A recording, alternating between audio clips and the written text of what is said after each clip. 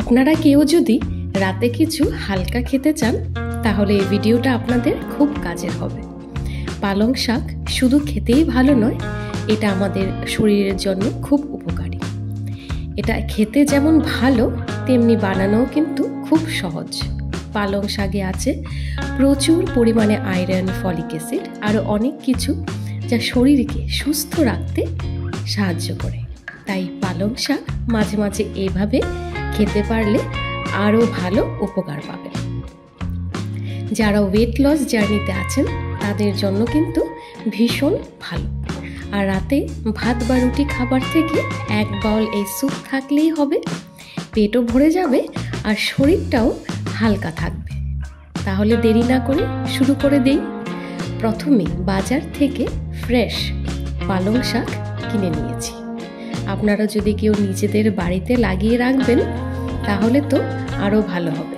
2 আটি পালং শাক নিয়েছি, ভালো করে দেখে বেছে নেব। পাতাগুলোতে অনেক নোংরা, মাটি ওসব থাকে, দেখে বেছে নিতে হবে। আমি এই স্যুপটাতে কিন্তু এমন কিছু ইউজ করব না, শুধুমাত্র একটা পেঁয়াজ আর কটা রসুন আর গোলমরিচ, সামান্য উপকরণ দিয়ে তৈরি করব। খেতে খুব ভালো হয়। নিজের ঘরে বানিয়ে খাবো, বেকার কেন রিচ করব। ক্রিম, কর্নফ্লাওয়ার, দুধ দিয়ে সবগুলো বাছা হয়ে গেলে ভালো করে 3-4 বার ধুয়ে নেব। পাতাগুলো কিন্তু ভালো করে ওয়াশ করে নিতে হবে।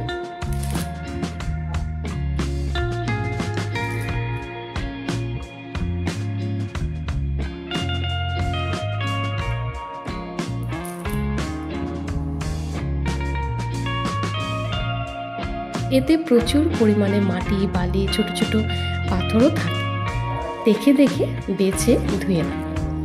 ধোয়া হয়ে গেলে একটা ছাঁকনিতে ছেঁকে রাখব, জলটা ঝরে যাবে।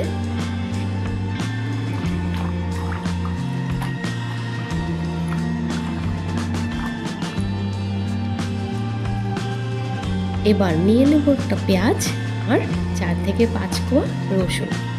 রসুন আর পেঁয়াজের খোসা ছাড়িয়ে পেঁয়াজটা কেটে নেব।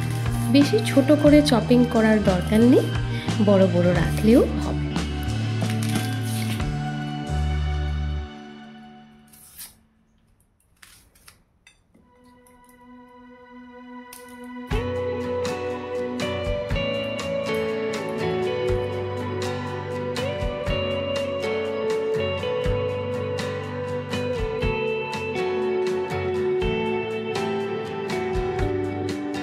এখন একটা প্যান বসিয়ে দেব, ফ্লেমটা লো রাখব।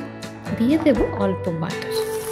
বাটারটা গলে গেলে রসুন আর কুচনো পেঁয়াজ দিয়ে হালকা ফ্রাই করে নেব। হালকা হালকা ফ্রাই করলেই হবে। তারপর দিয়ে দেব ধুয়ে রাখা লম্বা লম্বা পালং পাতাগুলো।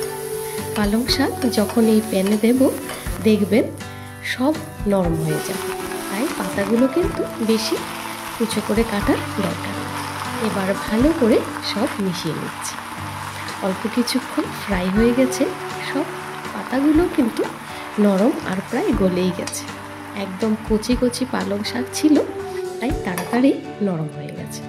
তারপর গ্যাস বন্ধ করে নামিয়ে নেব। হালকা ঠান্ডা হয়ে গেলে সব কিছু মিক্সিতে দিয়ে পেস্ট তৈরি করে নিচ্ছি। একদম ফাইন পেস্ট হয়ে যাবে। এভাবে বানিয়ে দেখবে। আমি তো এভাবেই বানাই, তাতে করে পালং শাকের যে সবুজ কালারটা সেটাও কিন্তু বজায় থাকে। একদম পুরো সুন্দর গ্রিন কালারে দেখুন, আর কিছুই লাগবে না। এবার অল্প ফুটিয়ে নিলেই হয়ে যাবে। তারপর আবার ওই প্যানে অল্প করে বাটার দিয়ে মেল্ট হয়ে গেলে এই পালং শাকের যে বেসটা সেটা দিয়ে দেবো। তারপর ওই মিক্সিতে 1 গ্লাস জল নিয়ে মিক্সিটা ধুয়ে ওই মিক্সি ধোয়ার জলটাই দিয়ে দিচ্ছি। এবার ভালো করে ফোটাবো 2 মিনিট লো ফ্লেমে। বয়েল হচ্ছে, এর মধ্যেই দিয়ে দেব 2টো তেজপাতা। তেজপাতার গন্ধতে স্যুপটা কিন্তু খেতে আরও ভালো লাগবে। এবার দিয়ে দেব স্বাদ মতো নুন আর গোলমরিচের গুঁড়ো। আমি তো এভাবেই গোলমরিচের গুঁড়ো বানাই, আপনারা কিভাবে বানান আমাকে কিন্তু জানাবেন। ফ্রেশ গোলমরিচের টেস্টটাই কিন্তু আলাদা। 7 থেকে 8টা গোটা গোলমরিচ দিয়েছি, আপনাদের আরও যদি মনে হয় দিতে পারেন। স্যুপে কিন্তু কাঁচা লঙ্কা বা লাল লঙ্কা দেবেন না, তাহলে অ্যাকচুয়াল স্যুপের যে টেস্টটা সেটা কিন্তু নষ্ট হয়ে যায়। স্যুপ হবে না বেশি ঝাল না মিষ্টি, মাঝামাঝি একটা ঝাল হবে, তাতে খেতেও কিন্তু ভালো লাগে। তাই গোলমরিচের ঝালটা পারফেক্ট ব্যালেন্স করে।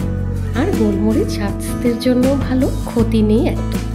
নুন আর গোলমরিচ দিয়ে আর কয়েক সেকেন্ড ফুটিয়ে নামিয়ে নেব। দেখুন কতটা সুন্দর কনসিস্টেন্সি এসছে।